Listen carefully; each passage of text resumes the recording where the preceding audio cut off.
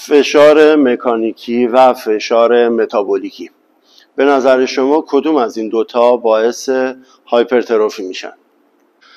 هر دو فشاری که بهتون گفتم باعث هایپرتروفی میشن، ولی یه مقدار با هم تفاوت داره. حالا توی این پست میخوام فشار مکانیکی و فشار متابولیکی رو با مثال خیلی راحت و ساده بهتون توضیح. یه شخصی میاد به شما مراجعه میکنه، میگه که من میخوام هم هایپرتروفی داشته باشم هم قدرتم زیاد شه.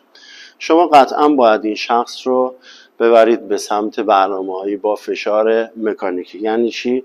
یعنی 80 تا 85% وانار امش رو باید وزنه بزنه. به زبان خیلی ساده تر براتون بگم، یعنی وزنه های سنگین تعداد کم، مثلا 3 تا 5 تا 3 تا 6 تا حرکاتش رو اجرا کنه. یا مثلا یه شخصی میاد پیش شما به شما مراجعه میکنه و میگه من کشتیگیرم، میخوام یه مقدار وزنم بره بالا ولی نمیخوام قدرتم کم شه، میخوام یه وزن بالاتر از وزن الان خودم رو مسابقه شرکت کنم.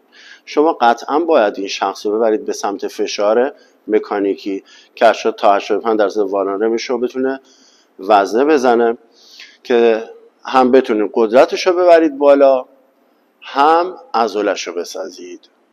حالا یه شخصی میاد به شما مراجعه میکنه، میگه که من میخوام هم عضله بسازم هم چربیام زیاده، چربی سوزی هم بکنم، یه مقدارم میخوام پوستم نازک کنم. شما قطعا باید این شخص رو ببرید به سمت برنامه‌ای با فشار متابولیکی.